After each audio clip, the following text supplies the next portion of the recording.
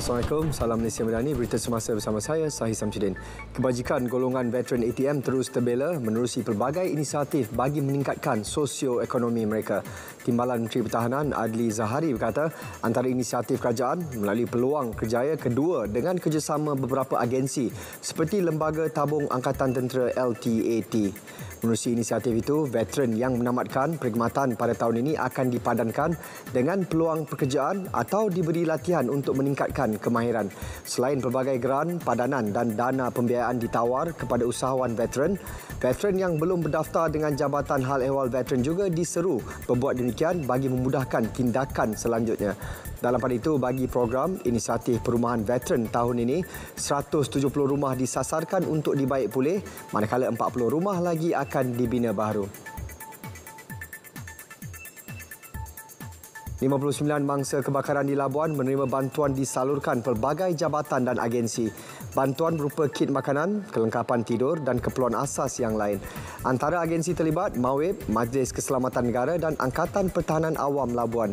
Maklumat mangsa sedang dikumpul bagi menyalurkan bantuan secara one-off. Kesemua mereka bukan warga negara dan menetap di skim penempatan masyarakat pelarian Muslim. Tindakan seterusnya akan diputuskan pihak berkuasa nanti. Indonesia akan memeriksa beberapa kawasan yang dikenal pasti hotspot jenayah perdagangan manusia. Menurut Menteri Koordinator Bidang Politik, Hukum dan Keamanan, Mahfud MD, modus operandi penyelundup tidak berperi kemanusiaan kerana membawa pekerja migran Indonesia secara haram dan dijadikan hamba. Manakala mereka yang sakit di pertengahan jalan ditinggalkan di tengah laut.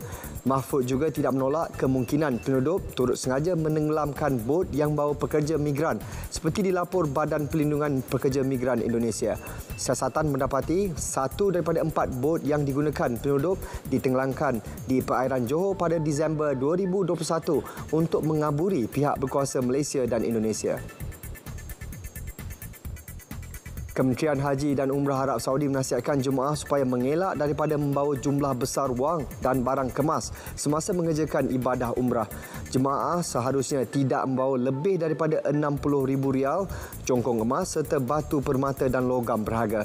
Kementerian turut memberi amaran kepada pihak jemaah agar tidak mendedahkan diri mereka kepada penipuan keuangan.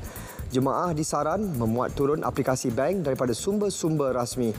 Selain itu, kementerian itu turut menasihati jemaah agar tidak menghiraukan pautan dan kiriman mesej yang tidak diketahui sumbernya. Kementerian itu menyatakan sekiranya jemaah menjadi mangsa penipuan keuangan atau mensyaki berlaku penipuan, mereka mesti segera memaklumkan kepada bank dan pihak berkuasa. 2 wanita ditahan di Iran kerana tidak menutup rambut mereka di khayal awam. Mahkamah Iran memberitahu kedua-dua wanita itu ditahan kerana melanggar peraturan pemakaian hijab negara tersebut. Terdahulu tular video seorang lelaki melemparkan yogurt ke arah mereka kerana tidak berhijab. Penahanan 2 wanita itu berlaku ketika Ketua Badan Kehakiman Iran mengancam untuk mendakwa tanpa belas kasihan wanita yang tidak berhijab apabila berada di tempat awam.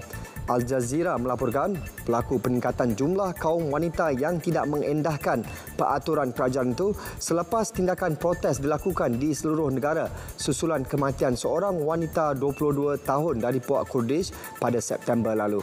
Undang-Undang Revolusi Iran 1979 memperuntukkan kaum wanita tertakluk pada peraturan menutup rambut dan mengenakan pakaian labuh serta mengelakkan baju yang ketat supaya tidak mendedahkan bentuk tubuh mereka.